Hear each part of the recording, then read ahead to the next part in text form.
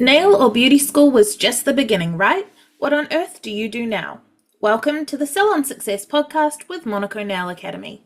Our topics stretch beyond nails and into all things salon related, business, marketing, and social media, and at the very least hits you with real, honest stories about our experiences. This isn't school, this is real life, real business, and really freaking hard work.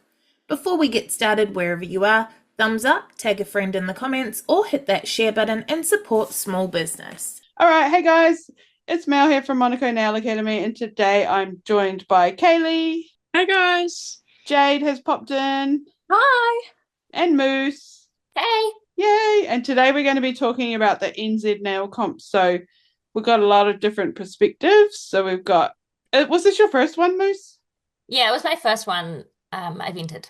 Nice. And was it your first time too, Jade? Yeah, first time. Cool. And Kaylee hasn't entered the NZ comps, but did the Summit one, but wants to enter the comps. And I've entered the comps twice. So Penny is here. She's just gone to the dairy to get a little snack.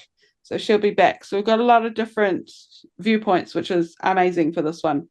So before we get stuck into the new topic, let's revisit what we were talking about last week. Moose, you were with us last week. What were we chatting about? We were talking about sanitization, disinfection, and safety in the salon, which is theory, but one of the most important theory and one that you'll use pretty often day to day. Yeah, perfect. Yeah, it is really a good, you definitely need the info to be doing clients safely and stuff like that. But from that into this week's one of the comps, let's crack into comps. So what made us all decide to enter comps in the first place? So I know, Moose, you won an entry. Was that enough to give you like a push? Were you thinking about entering beforehand? Or yeah, how did that sort of roll for you? I'm always kind of interested in like competition settings because I find it quite like fun and a good way to meet other nail techs. And also I think doing the Monaco Summit competition last year gave me a bit of a push to do it as well. But definitely winning the free entry from the New Zealand nail competition was really helpful because it gave me the chance to enter this year when I probably wouldn't have been able to otherwise. Okay. And I really appreciate that. Yeah, nice. And you ended up winning placing, didn't you? Yeah, I placed second in the mixed media novice category. Yeah, that's all right. I remember seeing your thing on the table and being like, ooh, that's Moose's. And I think I sent you a video because I was like, there it is. Yeah. That was great. Yeah, because it kind of has to be kept anonymous before the comps because judging and stuff is still happening. And yeah, so you can't really like post about it on your social media beforehand. So I just privately sent a thing to Moose like, here's your thing on the table, like I see it. Yeah, you have to be careful what you're putting out there because of the judges, especially for us in the Monaco community, because Penny is a judge. We have to be really careful to not compromise like our chances as competitors and also Penny's role as a judge. We have to be really careful we're not showing photos of our work or anything like that. Yeah, to just keep it nice and fair and anonymous. So yeah, and Jade, you also entered. Did you win an entry as well? No, I didn't win an entry, no. Yeah, but I entered 4 categories and I got a highly commended in the poster natural, and then I got third in the salon art. Yeah, nice. Yeah. Again, I think I saw yours and was like, there's Jade's. It was so hard to like not share them. I struggled with that, like not being able to share them or like send them to you guys and be like, look what I did. Like it was really hard to keep it all like anonymous. Yeah, it's hard with Penny amongst our ranks to do that. Yeah, it's fun anyway. Carry on, Miss. What were you gonna add? Oh, just because like especially for Jade and I doing submitted entries, you put like a lot of work into it. So then it kind of feels like, oh, I'm working all day, but I don't even have anything to post about. Yeah. But you just kind of have to be like, okay, in the future, I will be able to post about it. And so I can do all of it then, and maybe I can have a break then. Yeah. So soon you'll be able to post up your processes and everything like that. And so, Kaylee, you've done the Summit comps, but not the NZ Nail comps. But now you feel like next year you might take the leap and jump into the NZ Nail comps? Yeah, next year I'll definitely go for it, and there's nothing to lose, really. Absolutely. There's so much to gain and nothing to lose. Like, yeah, it's such a good motto. So next year's comps is the submitted only. So in person is every 2 years. So next year will be submitted. Do you have an idea of what you may want to enter? Like there's the poster, the art, or there's the what was the one, Moose, where it was like costumes and everything? Oh, the Fantasy, was it? fantasy? Yeah. That looked so cool, but I just knew I wouldn't give it the time it needed. But man, it looked amazing. But yeah, do you have an idea of what you would want to enter, Kaylee, or you haven't thought that far ahead yet? Oh, I haven't thought that far ahead yet, but I do mainly revolve around art on my nails. So we look into something to do with the art. Yeah. Cool. Nice. And so for you guys that have entered, and even for you in regards to the Summit comp, Kaylee, what was your game plan going into prepping for it? Did you have a game plan? And if you did you stick to it, or did it go out the window? For me, because I won my entry, I wasn't like really expecting to have an entry. So when I won it, I was quite surprised, and I had to kind of buckle down and like get an idea. Yeah, because what was the time frame like from when you knew that you had won the entry to when it had to be in? Probably like 3 or 4 weeks it Okay, was. so not a long time compared to everyone else who had like No. months. Yeah. And I also I didn't see I read the wrong date. So I thought I had like 4 weeks, but I actually had 2 weeks. Okay. So that was kind of interesting. But I came up with a few different ideas, and I like tested them out to see if they would like work on actual nails first. And then I eventually found like something that worked, and it was a design that I could take over a full set. But I think, yeah, like the planning is definitely a big part of it for me. Yeah, but you didn't have much time to plan. No, Yes.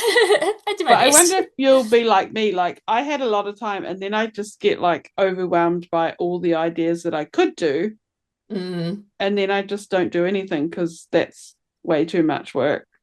But I want to yeah. do that, but then I run out of time, and then I get like, I don't know what it's called, but I get like overwhelmed by all the options and then just choose nothing. Analysis paralysis. Yeah.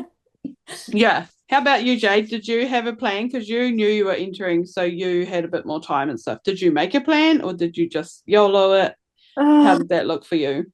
Kind of. So, because it was my first comp, I didn't want to like start the sets and then get to registration and it be like sold out, and then I'd spend all that time doing them to then not be able to use them.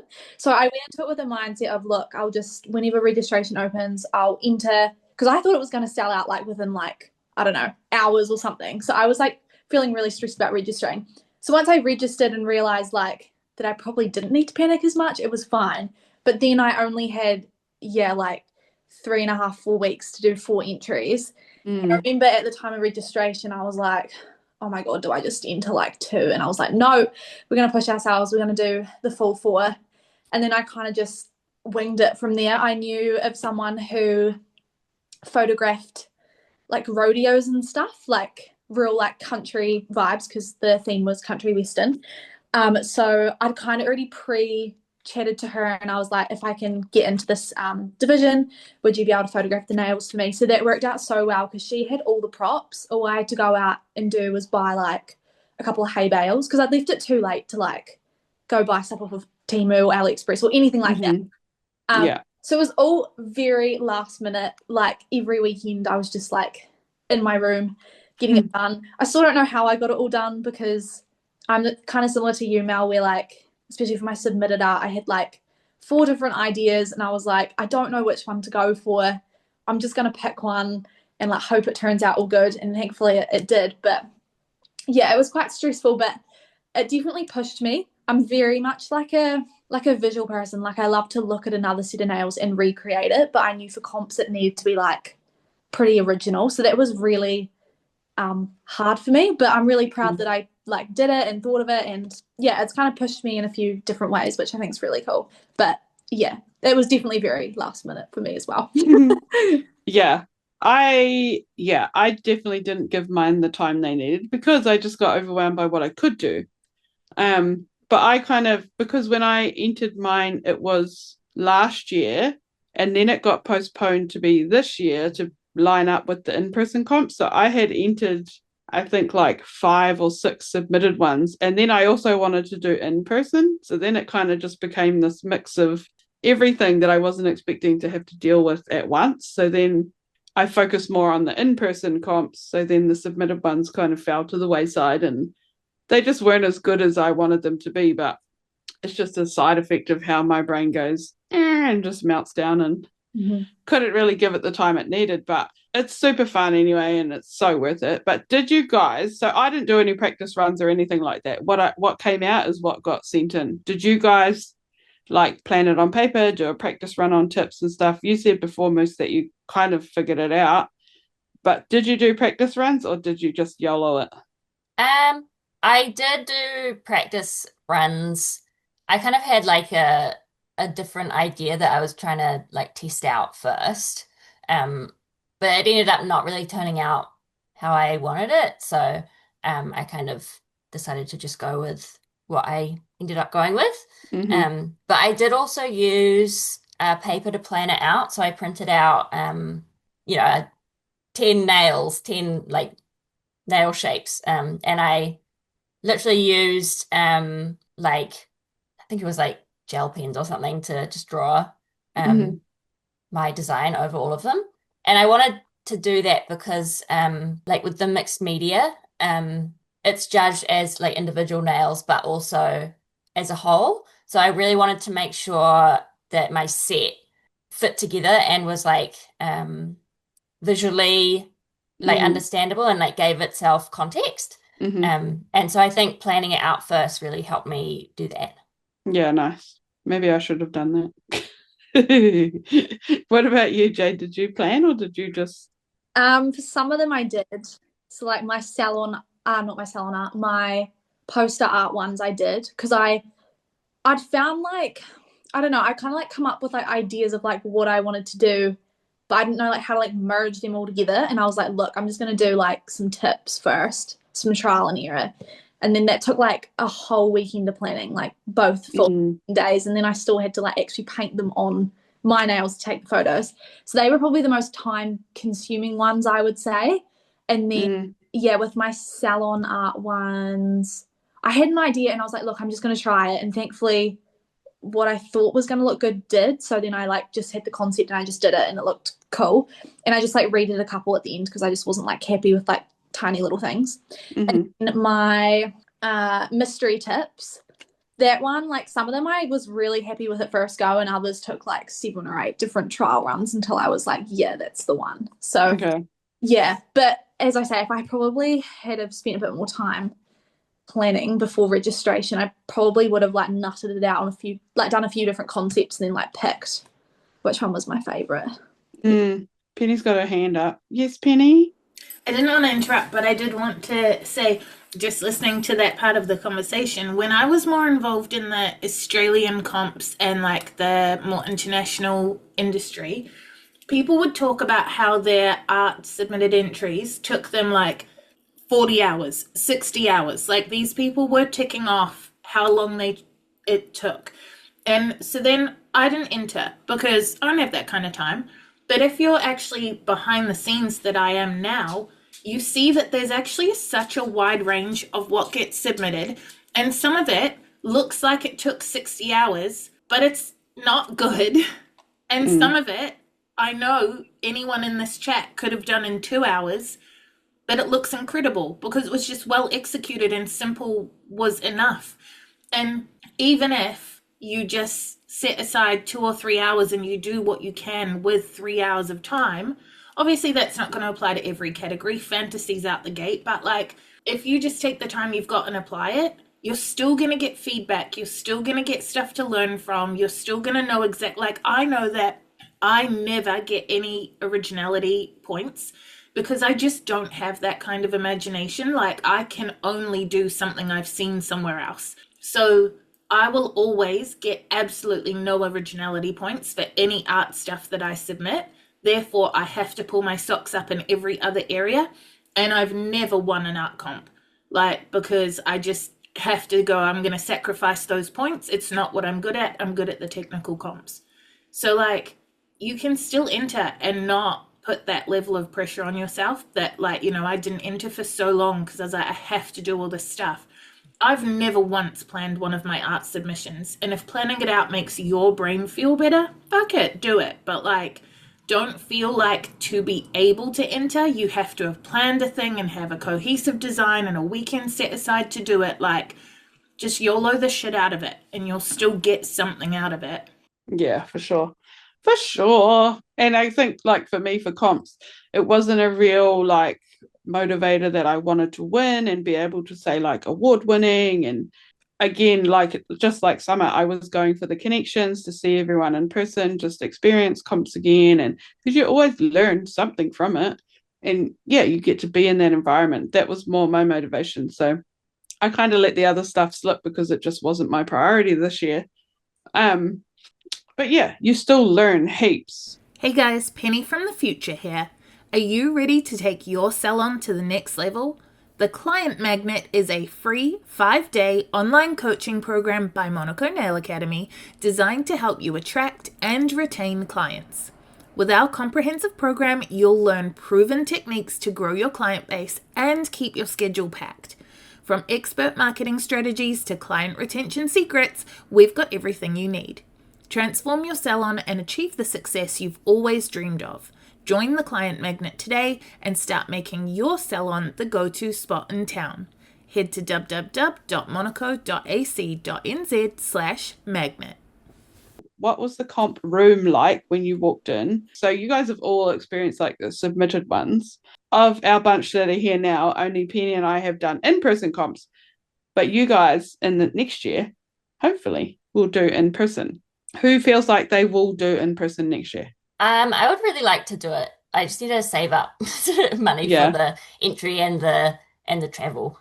Yeah, do we know where it's going to be next? No, because next year's submitted only, right? Yeah. So it's the year after, so who knows? Anyway, yeah, hopefully you guys would. Do you think you would jump in and do it, Kaylee and Jade? I'd totally, I'm wanting to try every opportunity I can. Yeah, did you pop down to the comps this year? Because it's in Napier where we both are near. I was so upset. I found out the day after it finished. I was doing nothing that weekend either. I was hanging out You at could have come and hang out with us. Yeah. Never mind, next time. What about you, Jade? Do you think you will do it in person? Yeah, I really want to. And I mean, I've got like 2 years to get the financials under control. So, Yeah, Jade didn't come this year because she was yeah. on holiday, weren't you? On holiday, enjoying life. I was, and my bank account's still recovering, really. But I really want them to like do something in like the South Island. Like, I feel like it would get more like South Island people involved. I don't know, because I don't know if anyone else in Dunedin that entered off the top of my head. I mean, there probably was, but I don't know of anyone. There were 3 people that flew in from Australia. The South Island has no excuse. And they cleaned up. The Australian people cleaned up. Yeah, no, I would like to. I really want to like, because obviously like submitted, you don't really experience like the atmosphere and the support and the networking and just like the level of like relatability. Like, I'd really like to have like an experience like that. So yeah, I definitely, yeah, I'll budget. Obviously, you've got to factor in travel and stuff as well, Jade, but next time we have in-person comps available, the Nationals, not Summit, remind me, because previous years we've done a thing where we've been like sponsored 5 people or 10 people or whatever, it's different each year, but where we've sponsored people to enter the live comps, and all you have to do is, like, say for example, wear a Monaco t-shirt on the day or stuff like that. So obviously I know that when you're talking budgeting, you're talking travel and stuff as well, but remind me, because this year it kind of crept up on me as well, and I was like, fuck, we didn't do any sponsorships. But remind me. I do think that is something that surprised me as someone that does not know a lot about that doesn't know a lot about comps as a newbie is I didn't actually realize they were paid entries. Makes sense, but like who hasn't done them before, it's something you wouldn't consider. Yeah, definitely. And if you go international, then not only do you pay to enter, and it's like a crazy amount, but like world champs and stuff are in the biggest space. And if you're paying to go to world champs, lots of people pay to take their model with them. So like you'll find someone who has perfect nails and you'll manicure them weekly and make sure that they stay perfect, and then you fly that person to the country where the world champs are and you put them up in a hotel and all that stuff, just so you have perfect nails to compete on. This is so cool. It's out the gate. Yeah, a lot of people, I think, in the comps this year, they learned that lesson, that it's so helpful to have a model with really nice nails. I had the advantage of comps being here in the Hawke's Bay where I currently live, so I could handpick a model very easily, and it didn't cost me anything to get them there or put them up or anything like that.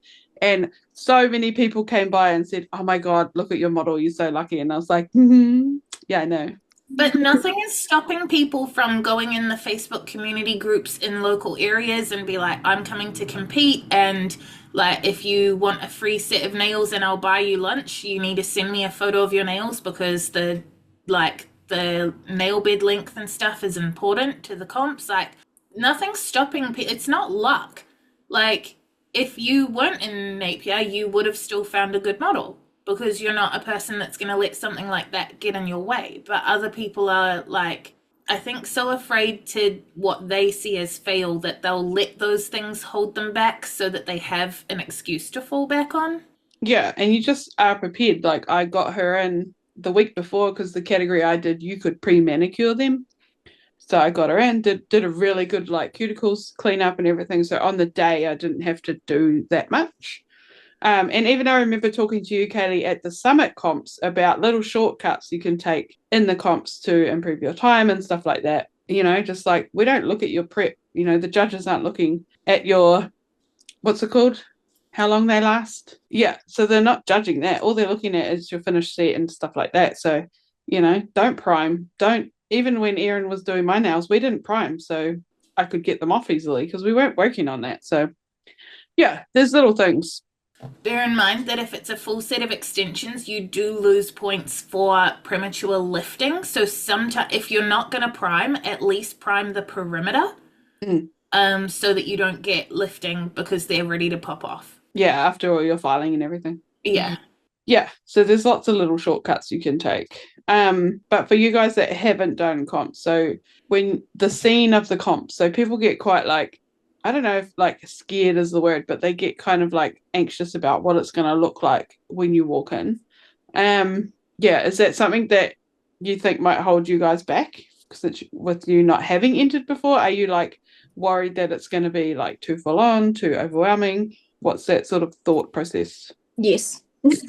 Definitely. Yeah. Overthink everything. So yeah, that's definitely one of the things where I'm like, oh my God. Like until I'm there, and like I will feel a lot better once I'm there, but like the lead up to it I'll overthink. But even when I'm there, I'll be stressed. I think like this is an advantage, and it will be an advantage to you guys doing your first comp, is the Monaco community, or the Monaco fam, like I call it. You will be walking in and you will recognize multiple people at once. It won't be like a, oh my God, I know nobody here type of situation, because there will be somebody that you know and that you can gravitate towards.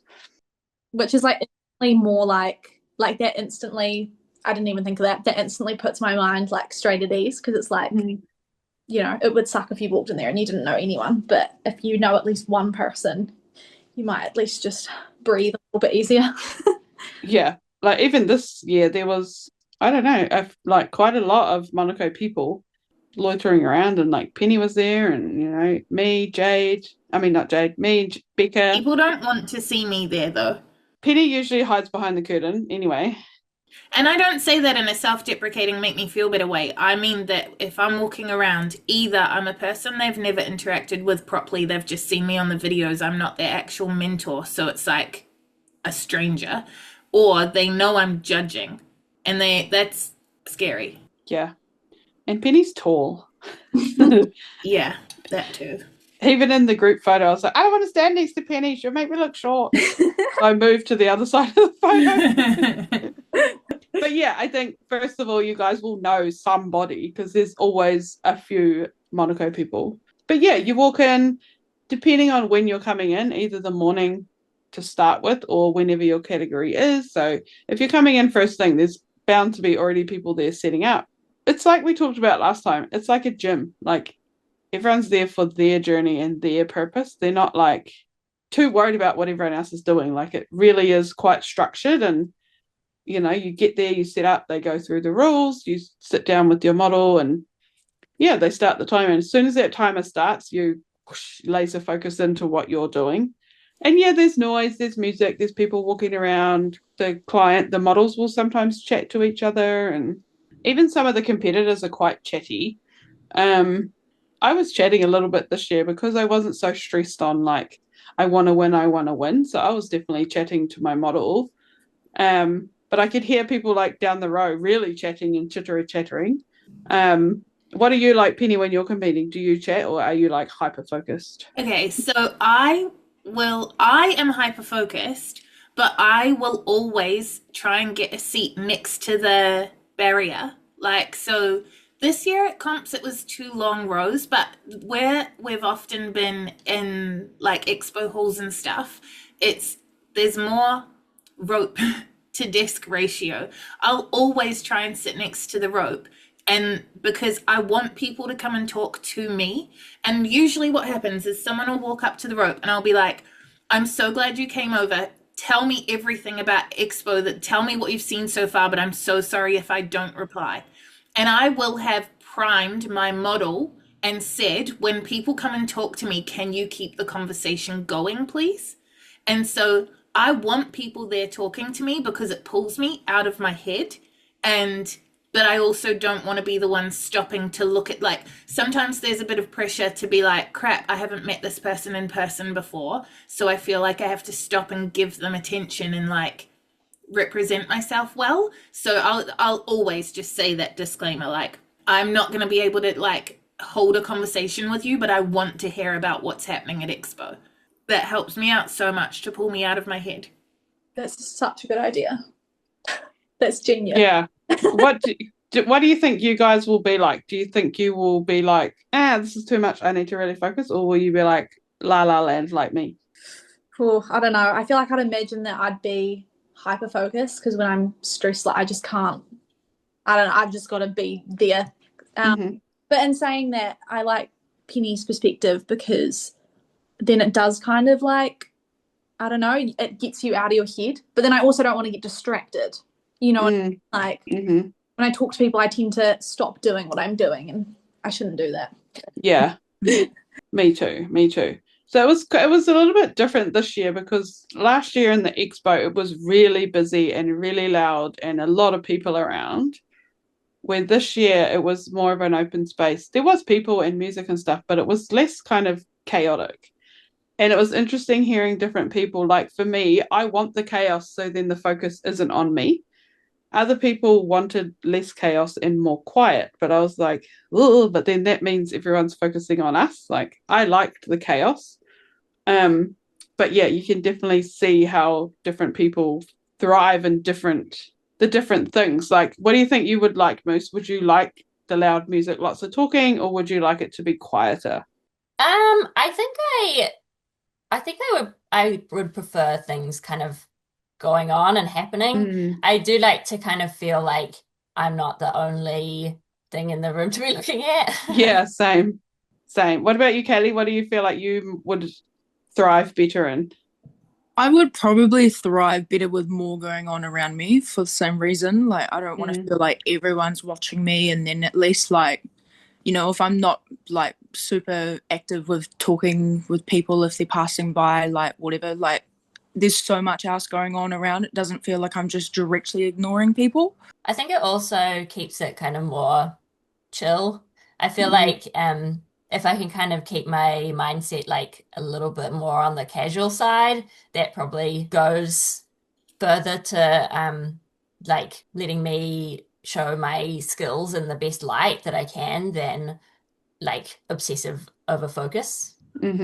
Yeah. I also like that when people come and stand next to me, if they're people that I do know, like Tony was real good. She would come up to the barrier and she'd be like, right, two desks ahead of you, they're filing. But don't be worried that they're filing because they're the only ones filing so far. But there's three people on the floor that are currently still putting their, like, still prepping. So you're definitely ahead of them. Like, and it's like, not in an anti-competitive way. It's just like pulling you out and putting you back in like you're not the only one here. That information is just, I don't know. I found that so helpful and like quite motivating for the way my brain works. Yeah, definitely. That's helpful. I feel like I'd like that. Like if that happened to me, I'd be like, okay, I think I can breathe. It's all right. Yeah. And it like gives you a little bit of a, when I'm competing, I always have the steps written out and I have a time next to each step for when I want to be finished that step. And I purposely give myself a little bit of extra time at the start, like 1 minute to sanitize, 1 minute to cleanse when it's not going to take that long. Because then by step 3, I'm already ahead. So mentally, I feel good because I'm not behind in the first few seconds. But I will give that piece of paper to my model and they are under strict instructions to have a timer on their phone. Like, they're not there to hang out, they're there to be half of my competition team. So they have a timer on their phone, they have the timings written out next to it, and it's their job to be like, you're halfway through your filing time, you're halfway through this, you've got 5 minutes left to do this kind of thing, and to keep me on track time wise. So that for me is also like extra helpful. And I'm not like, obviously I'm not being rude to my model, but I'm not there to be friends with them. They're there to do a job. And if that means that I need to either pay them or buy them lunch, or if they're doing it out of the goodness of their heart, I set the expectation very early that I am here to win, or at the very least to feel good when I walk out. So like, I need them to be on the team, and if that's not something they're capable of doing, please be honest with me and I'll find a different model. Yeah. That's a good point for you guys when you do your in-person. Like, be really picky who you choose to be your model. Not just for their nail, whatever, how their nail looks. They need to be happy to sit there and, help and just, yeah, chances are you might not finish in time. And then that's just how it is. Like, yeah, be really picky about who you pick to be there for you because, yeah, you're going to need their help.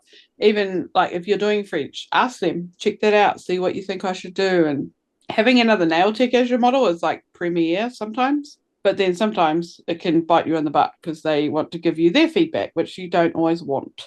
Or I thought, and I've told this story before, but I thought that I was getting an incredible model by having a nail tech because I was like, she's going to understand exactly like the pressure and stuff like that. She ran in 10 minutes after, or like might have been slightly less, but after the start time. So I'm sat there with no model. She runs in after that amount of time. She still had some product on her nails. The rest of them she had ripped off in a taxi at 3 a.m. that morning. Her nail beds were like raw and uneven and had like red patches from where she'd ripped them out so thin. And I burst into tears and did all my prep through tears. And then I came second. Yeah. So, haha. Yeah, but so nail tech is not a guarantee of a good time. No. Where I think like I first did my very first comps and I had Anthea as my model. And I still say to her, you're the reason I did so well. Because she was telling me like, it's okay, like slow down. Or she was telling me fast things fast, like don't worry about the prep. Like, and then she'd look at the French and go, bring this side up a little bit. Like she was amazing. And that's why I think like Premier, if you can get like a nice supportive nail tech who's going to understand and take care of their nails for you in the lead up and stuff like that. And someone who's not afraid to help you. Like, I don't need someone to be nice to me. Don't be a total, like, biatch, because I'm definitely a positive reinforcement girly, not like, I'm not that person who at the, like, gym or whatever, they can be like, you're not fast enough. I'll burst into tears. Don't do that.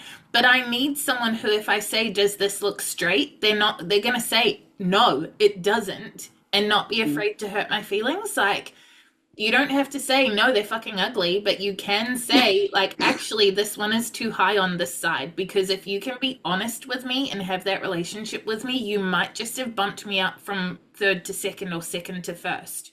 Yeah. because the technicalities count, right? Especially in comps. And Kaylee, we saw that with yours. Like your nails looked amazing, but come down to the technicalities, there was just the things there that just lost you points that with a good model would have easily been rectified and bumped you up there. But you got prizes anyway because we believe in you. Yeah. Yeah. Hey guys, Future Penny here again. Just a super quick interruption to let you know that if you head to monaco.ac.nz/subscribe, not only can you sign up to our weekly newsletter, but you'll also get a free video lesson from our course, The Art of Pigments. That's monaco.ac.nz/subscribe. So you guys have all done submitted, and Kaylee, you've done the in-person one.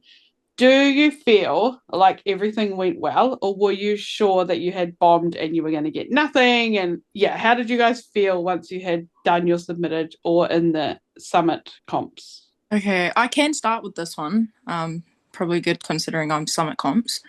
Yeah. I left feeling pretty like I was proud that I had done it and that I had done like as well as I could have done for the time period that I was given, but I wasn't that I didn't finish. So I did leave that room feeling pretty disappointed that, you know, I wasn't able to finish doing what I wanted to do and finish making it look perfect to my eye and YZ and top coat, obviously a big one. But it kind of like, despite how I felt leaving, my results in the end kind of told me that it was like all on track to where I should be, which made me feel really confident and excited for actually participating in real competitions in the future. It's given me some really good points on where I need to work on. That's good. So it kind of like put it into perspective. Yeah. For you. Like, because if people are just hearing you for the first time, Kaylee only joined the Monaco team in like, was it January? Yeah. January. So she's what we like to call a baby nail tech. So yeah.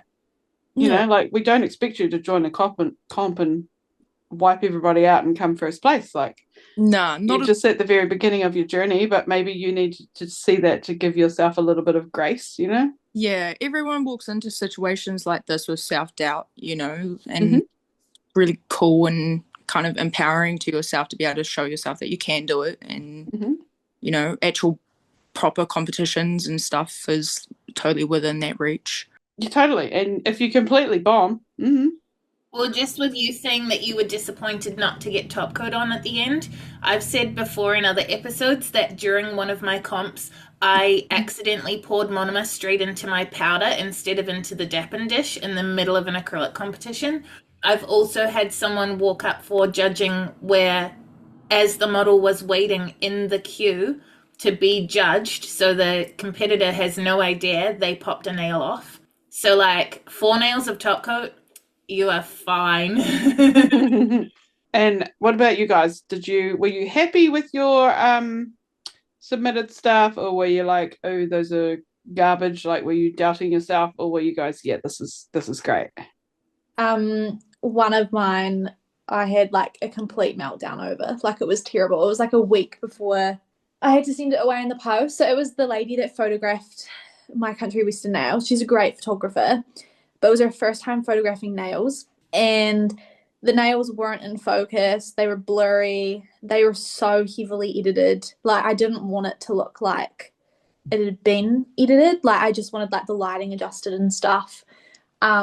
I just remember opening the email and I just like burst into tears, and I was like, oh my God, like I can't enter these. Like, I just literally couldn't. And because there was only a week left, I was like, and I'd done the nails on myself, I was like, I don't know what I'm going to do. So thankfully I managed to get a hold of the originals and I sent them to my sister. There was one of them that was like, there was a couple of nails that weren't quite crisp enough, but I was like, it's just going to have to do. And she managed to edit them for me and flick them through. They looked all right. And then I had to basically like a week's notice, redo my natural poster art set, get a new model in, get my sister to come take the photos, edit them for me.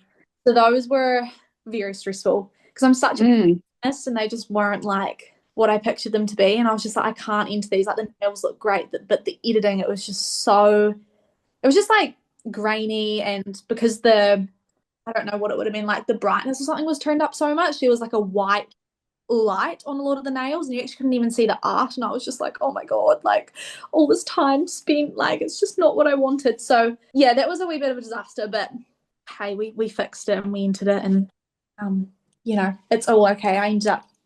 I got highly commended in one of them, and then the other one didn't place, which is fine. Like I wasn't expecting it to do well, but Don't quote me on this, but I think highly commended means that you got the highest score in a category that didn't have enough entrants to warrant placings. Yeah. So highly commended is actually like the bomb diggity. Oh, yay. I messaged the NZ Nail Comps because I was like, what does that mean? I was like, I don't know what that means. Because I was like, what does that mean? But I think they put a message out this week that the entries are being sent. I'm so excited to get them. I've been waiting so long to get my little medal and like Yay! put it in a frame, put it on the wall. I've like been like the last month, I'm like, get here, please. I just need Cool. photos of mine. Yeah. Didn't take any good ones.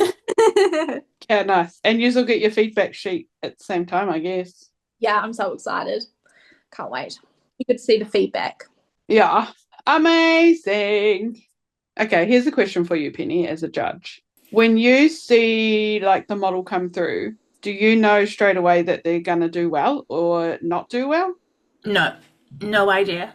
There's definitely ones that like we will nudge the judge next. So for anyone who hasn't seen it, if we're judging live comps, we're actually behind a curtain and the model passes their hand underneath the curtain. They have a number on their hand and we have a sheet that has the number on it. So we don't know who they are. And there's even times where like there was a model who had a specifically strong English accent. We could hear her chatting away in the queue. So then we called out and asked them to stop talking so that because we couldn't have avoided knowing who she belonged to. So we needed to make sure that she wasn't still talking when she got to the curtain or we wouldn't be judging blind. But there's definitely times that we will like nudge the judge next to us because there's usually 3 of us behind the curtain and be like, oh my God, look at these. Like there's some that just wow you, but that doesn't mean they're going to place. And the way that we judge is usually Judge 1 is in charge of the first third of the criteria, Judge 2 is in charge of the second third of the criteria, and Judge 3 is in charge of the third of criteria. So, for example, I might be looking at smooth finish, straight free edges, and I don't know, like high shine or something. And that's what I specialize in for all 15 entrants of a particular comp. Well, the person next to me might be looking at lower arches and a clean underside of the nail and flooding, or like, I don't know, something less obvious. And they might see that actually a set tanked, whereas all of mine were really high. Like my parts that I'm looking at might have been perfect because that's the person's strength. And then all the parts that the person next to me was judging were actually shit. So, there's definitely ones that aesthetically you're like, that is pretty, but you don't really have it. And also like, it's hard to tell because we definitely know when someone has scored high, but it's drilled down so much that you actually can't really put 2 and 2 together. Like, to be honest, the ones that say that I've like nudged and said these were really cool, I don't know if they won because you've got a number in front of you and I score a third, someone scores a third, someone else scores a third, then that score sheet gets stuck in a pile. Then when we've marked 15 people, we go through and tally up all those score sheets and then we put them in by order of the highest to lowest score. They're still numbers to us, and then they get entered into a spreadsheet and the number becomes a name. But by that time, it's not like we can think like, oh, I really liked number 13 or whatever. Like, that's not really the way that we see it. The next time we see it is someone with a name is getting a medal and we have to be like, wait, which nails were yours? Like Jade's talking about doing mystery art and I'm like, I judged mystery art, which means I judged Jade. I want to know which ones were hers. But like, I have no idea. So yeah, for lots of reasons, you have no idea who's going to win. Even I found that with the prize giving, like they would say, da won this, and they would go up and I'd be like, but what did they do? Like, which one was theirs? You know, like, So yeah, that was like difficult to kind of keep track of who was who. In the end, you're just like clapping because yay, you won, but you have no idea what they did or yeah. You guys got any queries for Penny or any insights? I guess I was just going to ask, like, is the judging basically the same process for the submitted? Yeah, it's the same kind of sheets and it is divided between us all. So there was 7 or 8 submitted categories this year, and so last year I only did lives. This year I did all the lives plus 3 or 4 of the hand-ins. So not everybody judges all things, but like once I guess because I've always done live comps, I got asked to judge live, and then because I've judged live before, I'll get asked to judge live again, generally. But I did do 3 or 4 of the hand ins, and it's the same thing. You still are in charge of a third of the sheet, and it's pretty similar criteria, just tweaked for art. Yeah, so they're all so because you weren't there in person, you walk into the arena, there's like an area set up for the live competition. So like rows of the desks with the chairs and everything. And then sort of just a little bit back from that, there's a big long table and they put all the submitted stuff on there. So the people just wandering around the comps can look and see it and everything. And then they kind of put a sign up that says like judging in process, and that's when the judges kind of go along and do their thing. But it's all there on display for everyone to see and ooh and ah over. And competitors and that we all go and have a nosy too. And you can't just be like, there's mine, like look at mine. Like you have to just kind of be a bit like covert about it. But yeah, they're all out on display, and yeah, they stay there all day. And I think seeing all those, like the art submissions and things, that's probably a big reason that next time I would want to go in person because I really kind of missed that. I was like, oh, I want to see everything. yeah, it's very cool to see it. Yeah. And just the time, like for me, I was like, man, the time that people put into it. Yeah, it's pretty amazing to see it. I think that other thing that I want to add, which is a complete tangent from what you were just saying, Moose, I'm just completely redirecting because I wanted to say this earlier and then totally forgot. But what the one thing I would want people who haven't entered before to understand is that this is not comparable to salon service. Like, you cannot say, like, you can't compare any part of it, like your timing or anything, because like if you say, oh, but it takes me 4 hours to do a set of acrylics because I just trained last month. Okay, but in comps, you might be skipping primer. You might be only doing one hand. You might be doing you could be doing so many different things that you wouldn't do in salon. And like, the whole structure of how comps work, like, it's not a test to see who is the best salon nail tech. It is a test to see who can transfer their salon skills into a competition arena and win a prize. It's like saying like that someone who goes running every morning for fitness is in the same league as someone who does a 100-meter sprint at the Olympics. Like, that's not the same thing, even though it's both moving your body at like speed or projecting your body forward. It's not the same thing. And can the sprinter then go back and go for a jog for fun? Sure. Might the daily jogger be able to do a sprint? Sure. But it's not the same two things. It's just using the same part of your body, and it looks the same to someone who doesn't do it.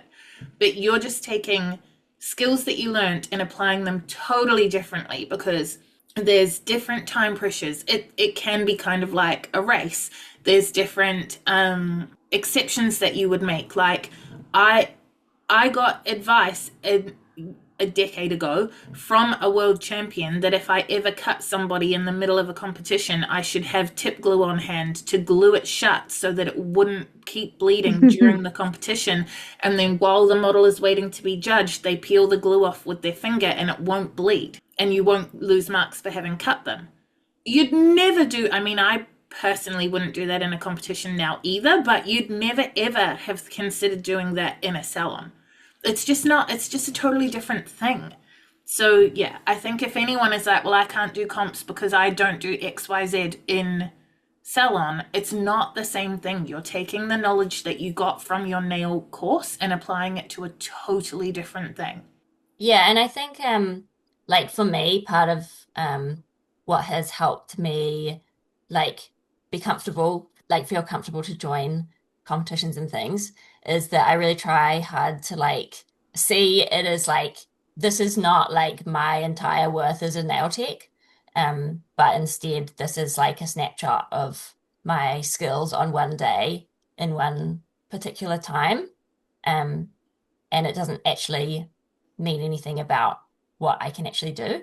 But I can also take that opportunity to show what I can do. Yeah, and just learn and grow.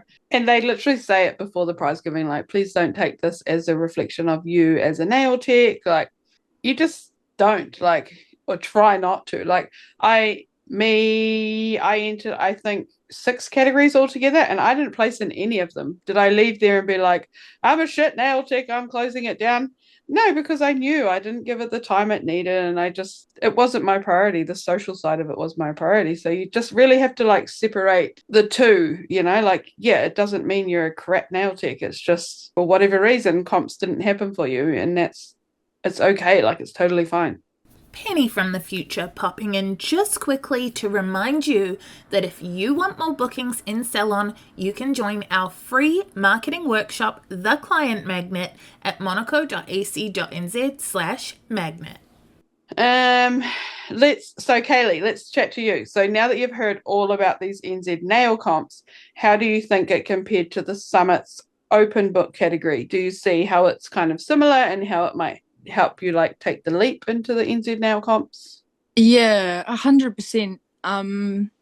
I feel like the Summit comps sound like the serious comps, but less pressure. So it kind of is like that awesome stepping stone for us baby techs to kind of come in and test out the waters versus having to do that after you're paid for a ticket and you're there and it's all serious and you're actually like, like worried about where you're placing and all of that. It kind of gives you that little taster so you don't have to be as nervous.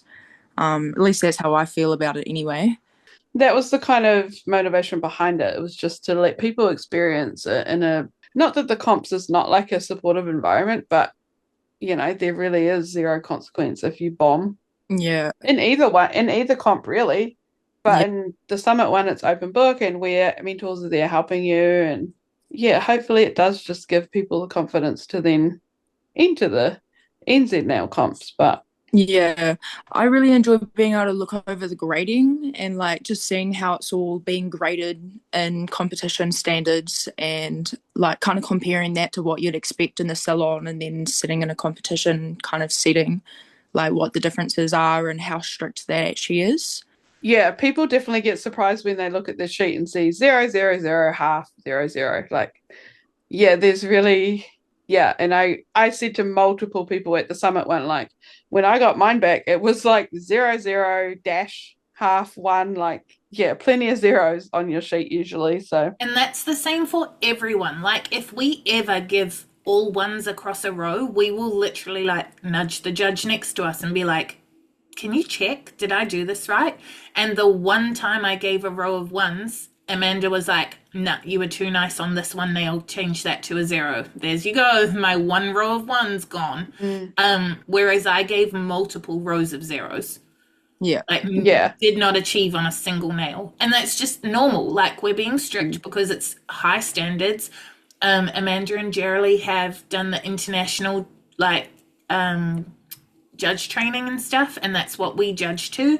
So we're trying to keep Kiwi techs up to international standards. It's not going to be like, yeah, I don't know. We judge hard, but everyone's being judged the same and everyone has zeros. That's sort of what I was trying to get people to understand. Like, it's normal and it's not like, I don't know, life at the moment, people are so, here's a lolly because you entered, like, you're really in comps to see what you can work on, and the only way you're going to learn that is by being told this isn't great, we can do better. But yeah, I think people get kind of shocked when they see the 0, 0, 0s, but it really is normal in the comp setting.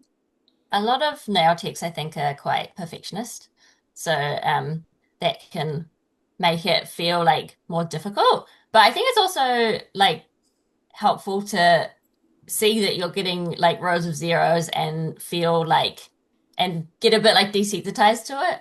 I think anyway. Yeah, and also like kind of changing that expectation in your head. Like you wouldn't turn up to comps and expect to get, you know, 2s on everything or 1s on everything. Like you do expect, like obviously you want to get really good marks, but you do expect to go and earn some 0s. Like you'd have to be pretty freaking perfect to be getting perfect marks. And I think being able to like accept that is like what's gonna be helpful for you like coming back and trying again. Yep. Something that seemed to resonate with the mentors at Summit as well was when I said you can't give a perfect score to something that's not perfect, because a lot of our mentors, like, you all know each other, so you don't want to be too mean, but then we have to pull each other's socks up and be like, no, we're not being mean. We are building nail techs. That's our job. And as soon as I said, I think to Nicole the first time, she's like, oh, but like it's pretty close. And I was like, you can't give a perfect score for a nail that's not perfect. And she's like, actually, that makes so much sense. Like, that's where all the zeros come from in the halves, is if it is perfect, we'll give it a full score. Anything else, it's not getting a full score. So like, zero doesn't mean shit. 0 means not perfect. All right. So let's wrap up this episode. One last question. Will we see you on the competition floor again? NZ Nail Comp entries coming right up. Moose, yep. Yep, definitely. Eventually I want to try into everything. Nice. Woohoo! And what about you, Kaylee? Gonna dive in? Yeah. Yeah. And Jade? Yeah, definitely. Nice. Monaco fame gonna take over. Amazing. And with that done and dusted, before you disappear, like our page or follow the podcast so that you don't miss the next episode. So we'll be back next week. Penny, what are we gonna cover next week? We are back on the marketing scene doing looking at ways to market with either urgency, scarcity, or exclusivity. So these are like categories of ways that you can market your salon. Like, for example, if you're doing it with urgency, it's like an offer that expires. Scarcity is an offer that has limited amounts of something. And then exclusivity would be like your VIP clubs and stuff. So we're going to talk about those 3 categories of marketing and some ideas for fitting them into a salon space. Perfect. So until then, you can check us out on Facebook, Instagram, and YouTube by searching Monaco Nail Academy or follow our salons. Mine is Crafting a Healthy Mel. Mine is Hard Lacquer NZ. Mine is Mumu Cat Nails. Mine is beauty.byjade. With a Y in Jade. Yeah. And mine is Kaylee Rose Nails. That's CALEY. Perfect. So have a great week and we will see you next time. Bye. Bye. Bye.